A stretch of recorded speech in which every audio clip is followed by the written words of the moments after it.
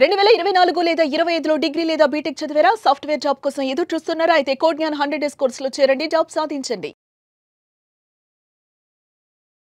నమస్తే, నేను మిస్సరి. Right no మనతో పాటు హైకోర్టు అడ్వకేట్ అలగరి రవీంద్రనాథ్ గారు ఉన్నారు. రీసెంట్ గానే Orissa high court child custody visiting hours కింద ఒక కీలకమైన తీర్పునైతే ఇవ్వడం జరిగింది. ఇంతకీ ఆ కేసు ఏంటి, ఆ కేసుకి సంబంధించిన పూర్తి వివరాలు ఏంటో వారిని అడిగి తెలుసుకుందాం.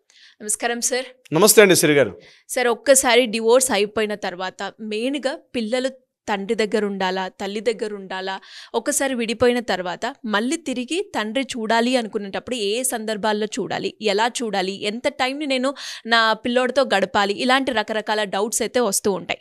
దీనికి సంబంధించి ఒరిస్సా హైకోర్టు అయితే తండ్రి ఎన్నిసార్లు చూడాలి, ఎప్పుడు చూడాలి, దానికి సంబంధించి కొన్ని కీలక వ్యాఖ్యలు అయితే చేయడం జరిగింది ఒక కేసులో. ఇంతకీ ఆ కేసు ఏంటి, ఆ కేసుకి సంబంధించిన అప్డేట్స్ ఏంటి? వెరీ ఇంట్రెస్టింగ్ సిరి. యాక్చువల్గా మనకు ఒక జడ్జిమెంట్ వచ్చింది హైకోర్టు నుంచి. మనకు ఒరిస్సా హైకోర్టు భువనేశ్వర్ నుంచి ఒక కీలకమైన జడ్జిమెంట్ వచ్చింది చైల్డ్ కస్టడీకి సంబంధించి. చాలా క్రూషియల్, చాలా ఇంపార్టెంట్ వ్యాఖ్యలు కూడా అక్కడ జస్టిస్ గారు కూడా మాట్లాడడం జరిగింది, ఆ బెంచ్లో ఉన్నటువంటి జస్టిస్ గారు కూడా.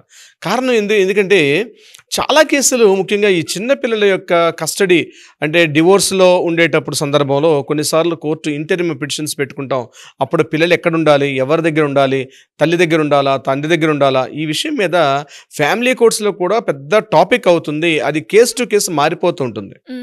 మనకి యాక్చువల్గా ఈ సెక్షన్ యాక్ట్, మన హిందూ మ్యారేజ్ యాక్ట్లో సెక్షన్ 25, 26 అనేది క్లియర్గా పిల్లల యొక్క కస్టడీ గురించి క్లియర్గా చెప్తూ ఉంటుంది.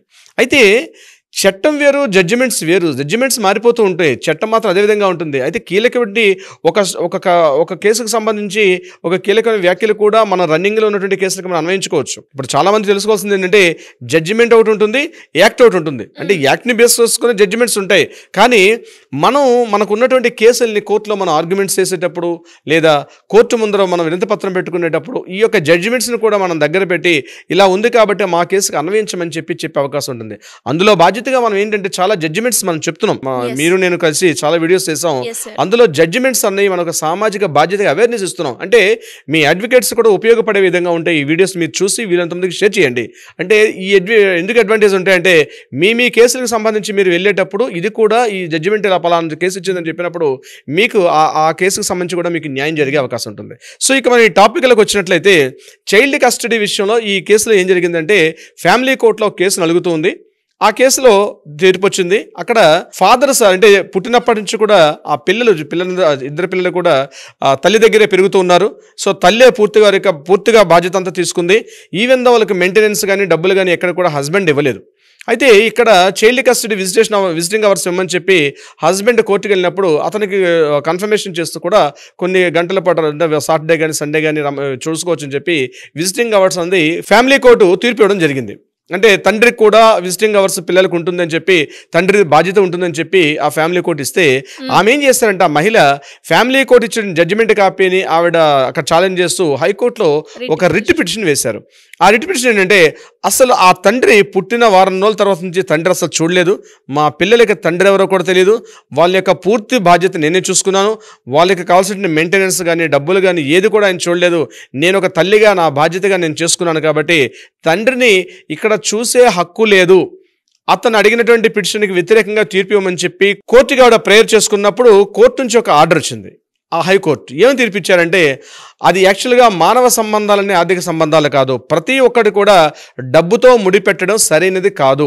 తండ్రి ఏది ఇతరతర కారణాల దృష్ట్యా బహుశా చూడలేకపోయినొచ్చాము కానీ డబ్బులు ఇవ్వలేదు అన్నటువంటి ఏకైక కారణంతో పిల్లల్ని తండ్రికి దూరంగా ఉంచడం సరైనది కాదు. ఎందుకంటే తండ్రి అనేది చాలా సందర్భాలు అవసరం. పిల్లలకు కూడా ఒక వ్యక్తిగతంగా కూడా ఒక టైంలో ఒక పేరెంట్ కావాలి, ఫాదర్ ఉండాలని కోరుకున్నటువంటి హక్కు వాళ్ళకు ఉంటుంది.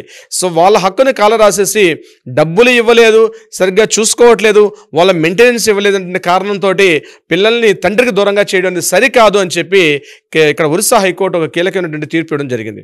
అంటే ఇక్కడ ఏమంటారంటే జనరల్గా సహజంగా ఈ 7 to 8 years అయిన తర్వాత పిల్లల్ని పిలిచి కోర్టులు అడుగుతారు. అంటే మీకు తల్లి దగ్గర ఉండాలనుకుంటున్నారా, తల్లి దగ్గర ఉండాలనుకుంటున్నారంటే పిల్లలు చెప్పినటువంటి వర్షను కూడా పరిగణలో తీసుకొని ఆ పిల్లల్ని తండ్రి దగ్గర ఉండాలా, తల్లి దగ్గర ఉండాలా, లేక తండ్రి దగ్గర ఉండాలా అని చెప్పి కూడా కోర్టు జడ్జిమెంట్ ఇచ్చే అవకాశం ఉంటుంది.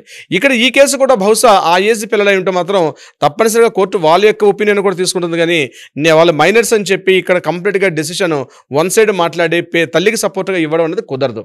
అంటే ఎలా ఉండాలి, తండ్రికి కూడా ఒక సామాజికంగా ఆయన ఒక సొసైటీలో తండ్రిగా ఉన్నాడు, ఆయనకి హక్కు ఉంది, ఆయన చూడలేకపోయి ఉండొచ్చు. బట్ తన కొడుకుగా అని చెప్పి ప్రేమ లేదని చెప్పి అటువంటి బంధాలకు వ్యతిరేకంగా కోర్టుకు తీర్పు ఇవ్వడం సరికాదని చెప్పి సెక్షన్ 25-26ని ఇక్కడ హిందూ మ్యారేజ్ యాక్ట్ ఉన్న వాటిని ఇక్కడ చూపిస్తూ అట్లాంటిది కుదరదు కాబట్టి ఆమె వేసిన పిటిషన్ని డిస్మిస్ చేస్తూ కోర్టు హస్బెండ్కి అనుకూలంగా విజిటింగ్ అవర్స్ కంపల్సరీ చూసుకోవచ్చు అని చెప్పి ఒక తీర్పు ఇవ్వడమే జరిగింది. అయితే ఇక్కడ ఒక పాయింట్ ఏంటంటే వాళ్ళు దీనికి సంబంధించి ఇంటర్మ్ ఒక పిటిషన్ కూడా మధ్యంతరంగా ఒకటి ఉంది ఆల్రెడీ ఫ్యామిలీ కోర్టులో.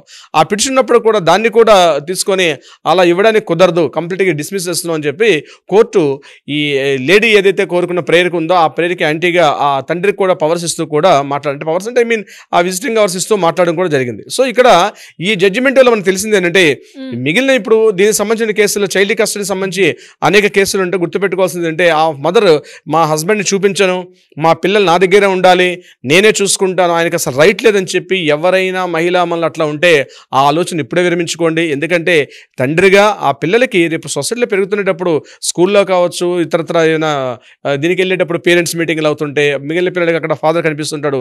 మీ వ్యక్తిగతం విడాకులు తీసుకోవడం మీ వ్యక్తిగతం, కానీ పిల్లలకి తండ్రిని దూరం చేసే హక్కు మీకు లేదు అని చెప్తూ ఒరిస్సా హైకోర్టు ఒక కీలకమైన తీర్పు ఈరోజు కేసులో కోర్టులో ఉన్నటువంటి అనేక కేసులకి ఇది ఒక దిశానిర్దేశం చేసే విధంగా ఉండే అవకాశం ఉంది. సిరి గారు, గ్రేట్ ఇన్ఫర్మేషన్ సార్. అండ్ చాలా మందికి కూడా ఒక మంచి క్లారిటీ అయితే వచ్చింది అని అనుకుంటున్నాను ఈ వీడియో ద్వారా. మళ్ళీ ఇంకా ఎవరికైనా కూడా డివోర్స్కి సంబంధించింది లేదు అంటే ప్రాపర్టీ రిలేటెడ్గా లీగల్ పరంగా ముందుకెళ్ళాలి అనుకునే వాళ్ళు ఎవరైనా కూడా మిమ్మల్ని అప్రోచ్ అవ్వాలి అంటే ఎలా ఉంటుంది? హక్కులు తెలుసుకోవడం మీ బాధ్యత, చట్టంలో ఉన్నటువంటి ఆ యొక్క రైట్స్ తెలుసుకోవడం మీ యొక్క హక్కు, మీ యొక్క బాధ్యత అది కూడా. So Ravindranath high court advocate Telangana మీకు ఎప్పుడు అందుబాటులో ఉంటారు. కింద స్క్రోల్తో మిమ్మల్ని కాంటాక్ట్ చేయండి. మీకు న్యాయపరంగా ఎటువంటి సలహాలు కావాలనుకున్నా, సంప్రదింపులు కావాలనుకున్నా కింద స్క్రోల్తో మిమ్మల్ని కాంటాక్ట్ చేయండి. డెఫినెట్గా లీగల్ టీమ్ అప్రోచ్ అవుతారు. But appointment is very very most important. మీకు అనుక్షణం ఒకవేళ మీరు బిజీగా ఉంటే కింద వాట్సాప్ నెంబర్కి మెసేజ్ చేయండి. మా లీగల్ టీం మీకు అప్రోచ్ మీకు అందుబాటులో ఆ డీటెయిల్స్ ఇచ్చే ప్రయత్నం చేస్తారు. అదీ కాకుండా కోర్టులో ఏదైనా వివాదాలు ఉంటే కూడా వాటి కూడా పరిష్కారం తీసుకునే ప్రయత్నం చేస్తారు. సిరి గారు, thank you sir. Thank you so much. Thank you so much అండి. సో చూసారు కదా, మళ్ళీ ఈ వీడియోలో మీకు ఎలాంటి డౌట్స్ ఉన్నా కూడా మీరు ఏ వీడియో లీగల్ పరంగా మేము ఈ వీడియో చూడాలి అనుకుంటున్నాం అనుకునే వాళ్ళు ఎవరైనా కూడా లీగల్కి సంబంధించి ఇప్పటివరకు మేము ఎన్నో అవేర్నెస్ వీడియోస్ అయితే చేయడం జరిగింది. మీకు ఎలాంటి డౌట్స్ ఉన్నా కూడా కింద కమెంట్ చేస్తే వాటికి సంబంధించి ఖచ్చితంగా నెక్స్ట్ వీడియోలో దాని గురించి మాట్లాడే ప్రయత్నం మేము చేస్తాం. అండ్ అలాగే ఇంకా ఎవరికైనా కూడా లీగల్ పరంగా ఎలాంటి డౌట్స్ ఉన్నా కూడా సింపుల్గా మీరు కనుక కింద స్క్రోల్ అవుతున్న నెంబర్ని సంప్రదిస్తే ఖచ్చితంగా మీకైతే సొల్యూషన్ ఇవ్వడానికి అలగిరి రవీంద్రనాథ్ గారి టీం రెడీగా ఉంటుంది. అండ్ మీరు ఎక్స్పెక్ట్ చేసిన సొల్యూషన్ వారు అందించడం జరుగుతుంది. Thank you. సుమన్ టీవీలో మీ పర్సనల్ అండ్ బిజినెస్ ప్రమోషన్స్ కోసం కింది నెంబర్కి కాంటాక్ట్ చేయండి.